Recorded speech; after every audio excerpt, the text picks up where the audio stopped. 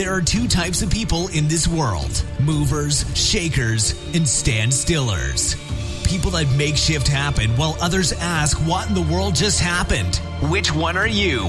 Hello, everybody, and welcome to another episode of the Start Thinking Forward podcast, where we make shift happens. This is a show where we make a difference in our listeners' lives every single day. Want to learn more? Visit us online at www.brandonldraper.com to have an opportunity to connect with a winning team or to attend one of our power-packed events. The Start Thinking Forward podcast was designed for business owners and entrepreneurs looking for a slight edge or unique cutting-edge ideas to take their business to the High Performance League. Your host, Brandon L. Draper, better known as the Motivational King, is a best-selling author, serial entrepreneur, international speaker, business innovator, producer, social media personality, and top leadership development trainer, featured in many news publications around the country. This podcast will deliver high-performance talks to inspire the entrepreneurial spirit within you.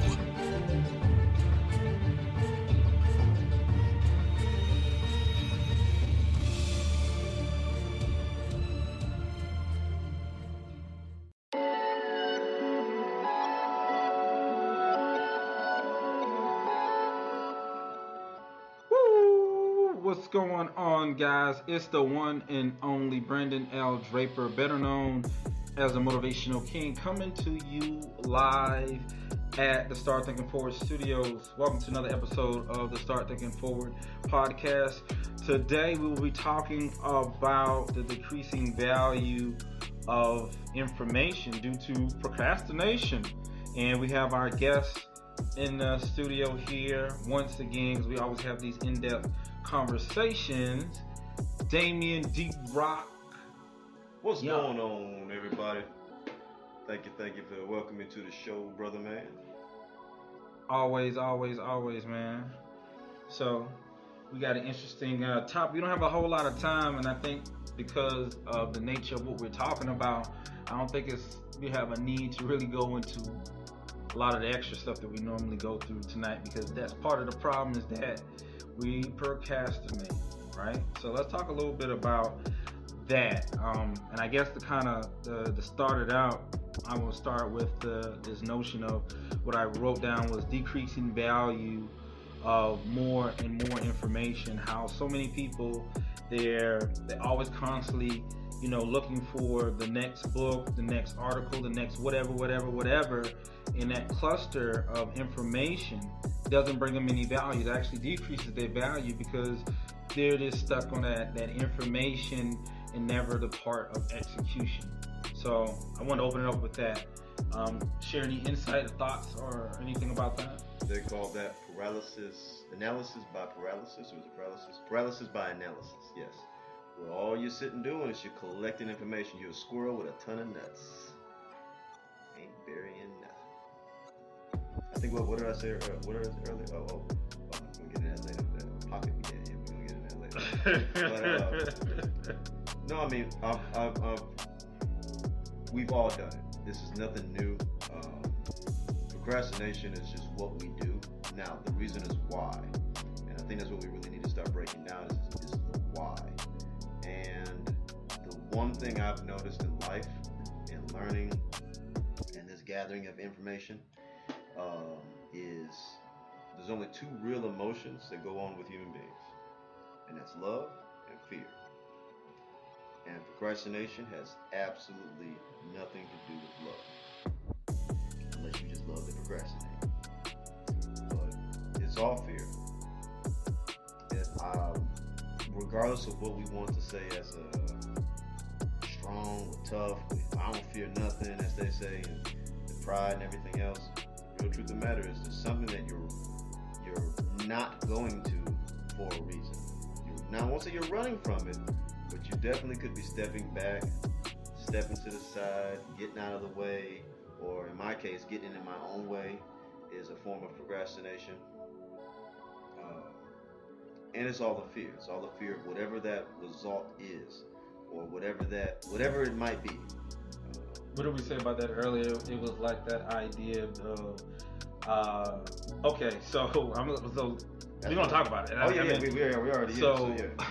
So yeah. what we were talking about earlier was the idea that so many men, especially men of color, die from having what's it called, colon cancer, a very preventable disease, but because of the procedure that's needed to get tested for your prostate to properly get evaluated, looked at, or whatever, it's an embarrassing situation. So because it's embarrassing, people whether die slow, horrible death, yeah, than to be embarrassed now.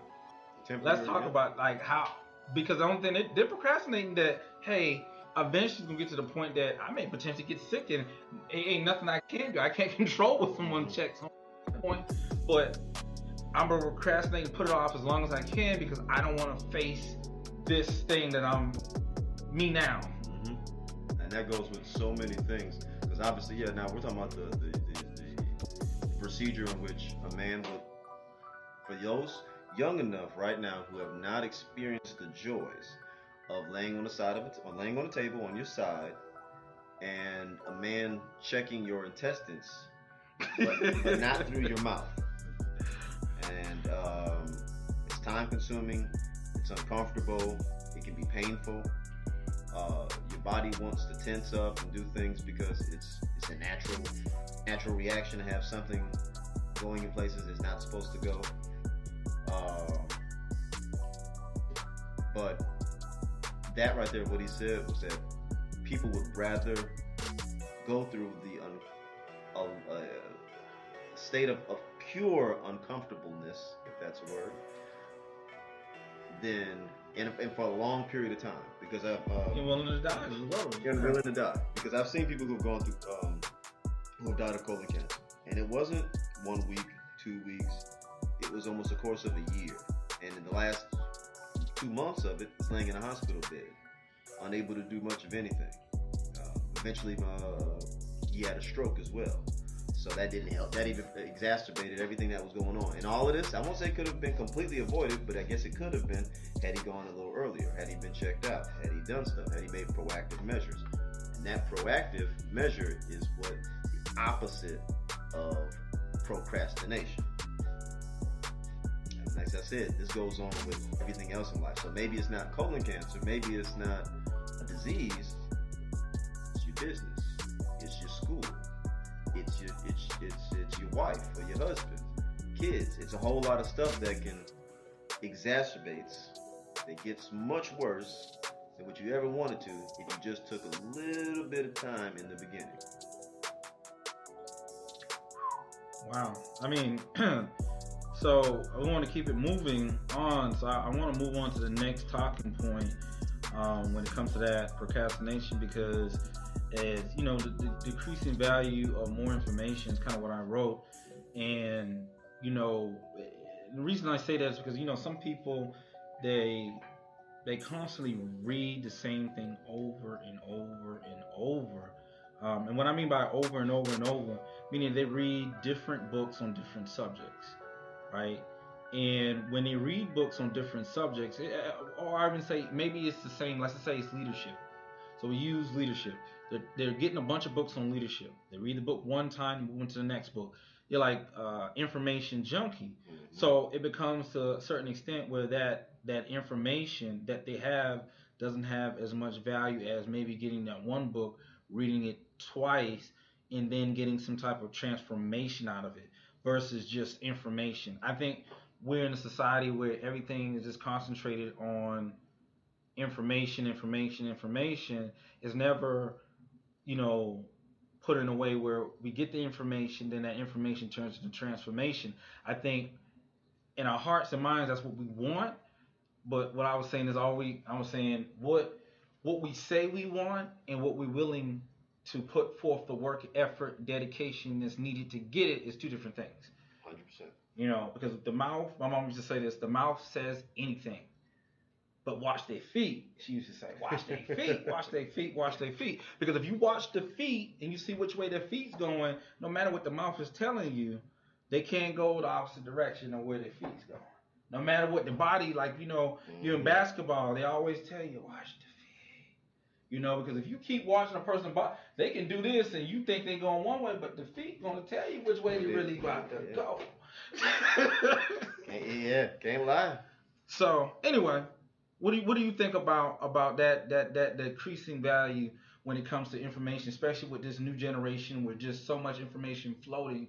How does that, like you said, exacerbate that carnage of just always putting things off and never really taking action or transformation from the information? That is, man. This is. I remember a day. I'm old enough to say I remember a day that you didn't have this much information at your fingertips. I mean, you did, but you had to go to a library. So you want to talk about procrastinating on some things because you literally everything was a little bit of a job to do. You wanted to get some stuff, you got to get an encyclopedia, you got to go to a library. You want to get some more information, you had to do this. When we got internet / AOL, it,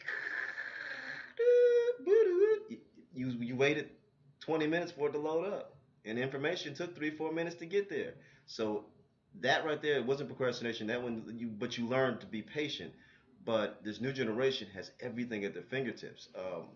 As we talked about that, because I've been on the show before, and I've said before, I come from a generation of, come from a people who work on cars, coming from Detroit. The What he's basically getting at for some people who could really understand is collecting more tools. You've got more tools than you've ever. Toolboxes full of tools. Ain't got one car to fix. Ain't worked on one car. Ain't touched nothing. But you got a box full of tools. But you ain't done nothing. And that's just that's the way I look at it from what he said. It's just yes, you're collecting information, but if you've got, I'm trying to think of the word, if you're not using that information, then it's basically worthless. Oh, what was the good book say? Faith without works. Good. All right. I was thinking about something.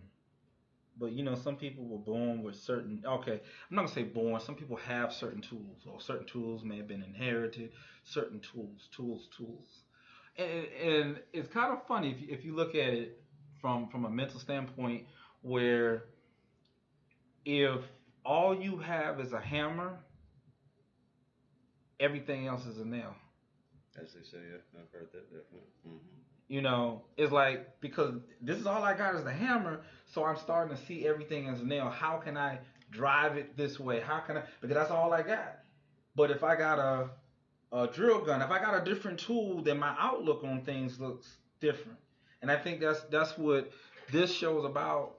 And having conversations like this is to help people get the right tool. Because if you had a hammer all your life and you thinking that you're just gonna drive everything in when it needs to be screwed in, or where it has a whole different system of application, you're hammering when it needs to be glued.